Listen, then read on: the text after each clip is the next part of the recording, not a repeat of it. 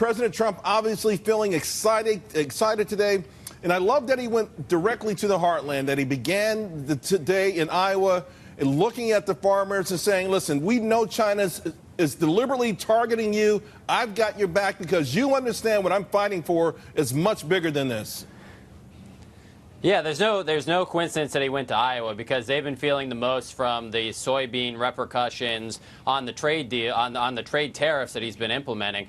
But I think the reason why he went to Iowa is to tell them, listen, we're going to have your back, but we also have to make sure we're fighting for American industries. And I think that's the thing. And the key part is exactly what he said. We have to stop the cheating. We have to stop the unfairness. I think, and I hope, that the end result isn't just to keep the tariffs, because that's the problem. Is what's happening to soybean farmers in Iowa is what will continue to happen if we can't negotiate better deals, and that's what we've really got to get to. And I think we'd be seeing higher stock market gains if we weren't seeing more and more tariffs without the better trade deals. But hopefully what we're getting close to and what we're hearing is that NAFTA is about to get renegotiated, and we'll start seeing more progress with China, and we'll start seeing the benefits and the renegotiations from these original round of tariffs. Because right now I'd say the market and many in industry are sort of worried about the tariffs never going away.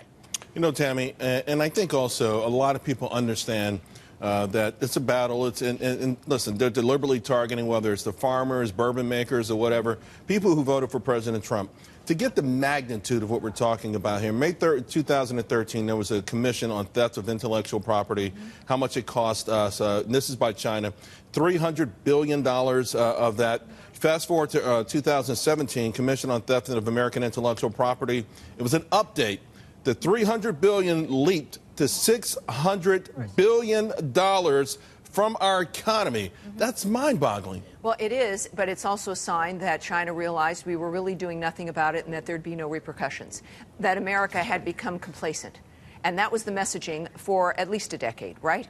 So in this case, and especially with earlier in the week, right, everyone wringing their hands, clutching the pearls about what Donald Trump was doing, once again, he proved his own negotiating skills correct, and what he said was going to happen would be correct.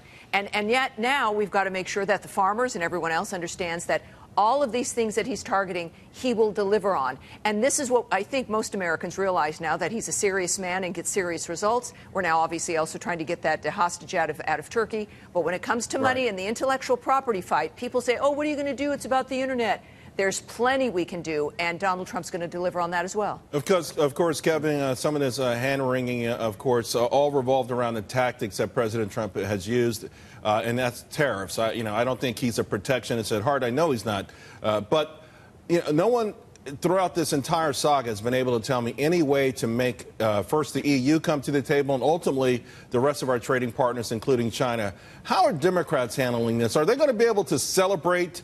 Because I saw one former Obama official saying, even if we get these deals, America has lost its place as the world's North Star. So I'm just confused about it. Well, Charles, I think we need to focus our attention, as you rightly pointed out, on China when it comes to intellectual property. Starting these tariff battles with some of our closest allies, Mexico, Canada, the European Union, is a failed policy and only resorts to more tariffs that will hurt our farmers. And farmers in Iowa, the vast majority of them that I see being interviewed. Why would they target farmers? I mean, farming is 1.5% of the economy. Sure. We went from 9 million to less than 2 million farmers in this country. Why would our friends Canada target our farmers? And by the way, why did they already target our farmers long before the so-called tariff battle began? That's right. Sure, Charles. I mean, our farmers feed the world, right? So when you look at levying these tariffs against countries like Mexico, China, China is separate, but when you look at Canada, when you look at the European Union, they want to buy our goods. And starting this fight is so miscalculated by this president. I'm glad he blinked. I'm glad he's pulling us back from the brink. Him being successful is him blinking. And a $12 billion handout is not the answer, right, let's bring that in. It's not the answer. Let's bring that in.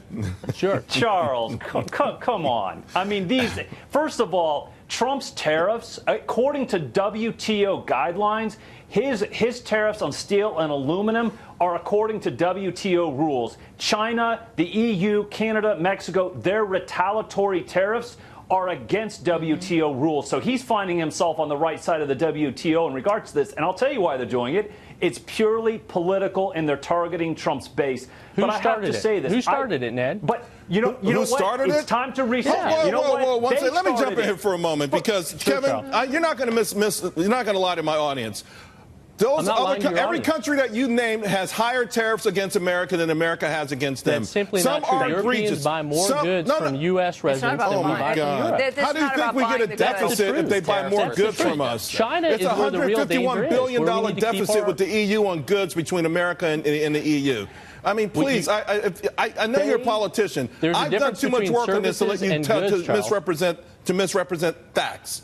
Okay, you have your opinion, but you can't make up facts, Kevin. I'm going to lay it out for you. If I can continue. Let me jump in. Let me jump in before it gets out of hand and people start spewing. It's not out of hand. We're having a civil conversation. No, but it's not civil if it's laced with lies. It's unfair to the audience. It's not laced with lies. We have a massive trade deficit with the EU.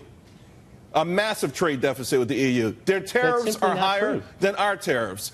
Canada has extraordinarily high tariffs on industries they want to protect, including their dairy farmers and their beef farmers. And a year ago, they found a loophole in NAFTA, where Americans were making $150 million. They plugged that one. They're not necessarily our friends when it comes to money. How many friends do you have that do that to you? Go ahead, Ned. I'll let you finish. Canada's one of the most protectionist nations in the country. Or in the world. First of all, we did not start this trade war. We did not start this. China did decades ago. They did we it need with to their keep the attention on China. Absolutely. Let me finish. Ned, they we're in started agreement with on that. unfair trade practices, intellectual property theft, forced technology transfers, subsidized economy. They devalued their currency to sell cheaper products. And you know what, Charles? I don't even really think this is a trade war. This is about who's going to control the technology of the future and who's going to be the dominant economy 30 years from now. Yeah. And I think a lot of the American people are figuring this one out. And so Trump is going to protect the farmers in the short term because, again, I think China's economy is far more fragile than people think. We're in a major game of bluff. We keep pushing. Right. I think China folds because if the economy folds, President Xi folds, and he doesn't want to have that happen. Here's another irony with China's economy over the last year or so. They actually spent $1 trillion with the T propping the yuan. Exactly. So for them now to let it tumble in the midst of a credit crisis, I mean, the People's Bank of China they're already giving cash to banks and asking them to buy bad debt.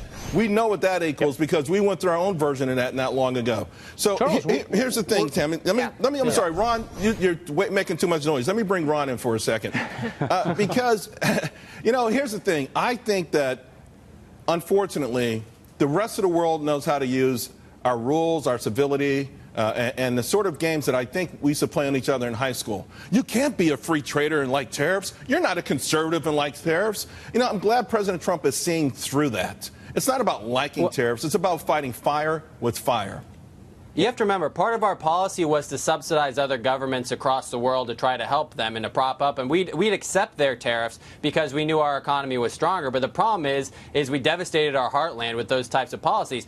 Canada is a great example. Canada is one of the most protectionist places in the world, and you mentioned it: lumber, dairy, steel. They're using these really extreme tactics to protect their industry, and yet Trudeau gets up there with this holier-than-thou attitude when we do it. At least President Xi's honest that he's just trying to defend China and trying to do what's in their best interest. And finally, we have a president who actually is trying to negotiate. Now, I think we have to make sure that we're careful to not devastate certain industries by these retaliatory tariffs, and there is a really fine line. But I do think that Trade Rep Lighthizer and President Trump do have a strategy to what they're doing, and it is playing out, and we should let it play out.